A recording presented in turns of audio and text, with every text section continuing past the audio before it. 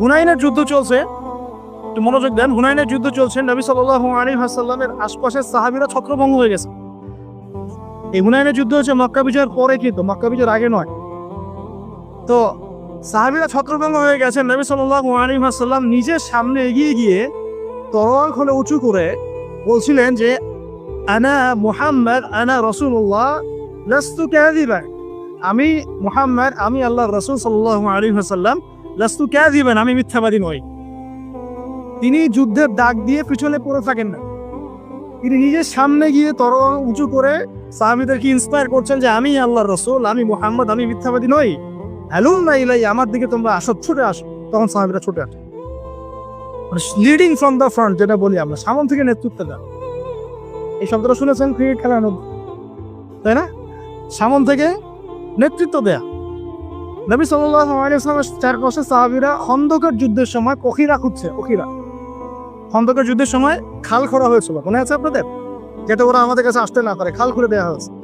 এই খাল খুঁড়তে আমাদের নবীজি নিজে বলেন না যে খাল খোঁড়ো তুমি, আবু বকর তুমি খোলো, উমর তুমি খোঁড়ো, আলী তুমি খোঁড়ো, এটা নয়। তিনি নিজে নিজের লুঙ্গি বেঁধে নিয়ে এখানে খাল খুঁড়েছেন, নিজের পেটে খাবার নাই, পাথরও বেঁধেছেন। প্রচন্ড শীতের মধ্যে তিনি সেখানে উপস্থিত থেকে কাজ নিয়েছেন। আমি বুঝাতে চাচ্ছি নবী সাল্লাল্লাহু আলাইহি ওয়াসাল্লাম শুধুমাত্র কথা বলেই ক্ষান্ত হতেন না, নিজে করে দেখেন। যে কোরআনের দাওয়াত তিনি মানুষকে দিচ্ছেন, সেই কোরআন সারা রাত তেলাওয়াত করছেন। যে নামাজের দাওয়াত তিনি মানুষকে দিচ্ছেন, সেই নামাজ পড়তে পড়তে তার পা ফুলে যাচ্ছে। এমন না যে নামাজ আপনারা পড়েন, আমি বললাম আমি পড়লাম, আমি বললাম তাহাজ্জুদ পড়েন, আমি পড়ি না, আমি বললাম আপনারা বেশি বেশি নামাজ পড়েন, আমি নিজেই পড়ি না, এমন নেতা তিনি ছিলেন না। এখন আপনি মিলান দেখে আশপাশে, কথা কাজে মিল আছে এমন নেতা কোথায় পাবেন? কয়জন পাবেন? নিজেই খালি বলছি, মানুষকে নিজে করে দেখাচ্ছে কতটুকু। এরকম অসংখ্য এক্সাম্পল দেওয়া যাবে। নবী সাল্লাল্লাহু আলাইহি ওয়াসাল্লাম বদর যুদ্ধে নিজের সামন থেকে নেতৃত্ব দিয়েছে।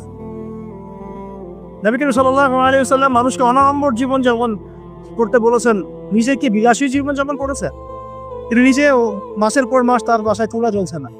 এগুলো আমরা আসলে চিন্তা করতে পারবো না, আমাদের এত পরীক্ষা আল্লাহ পাক নিবেনও না। কারণ এগুলো যার ইমান যত উঁচু তার পরীক্ষা তত বেশি হয়।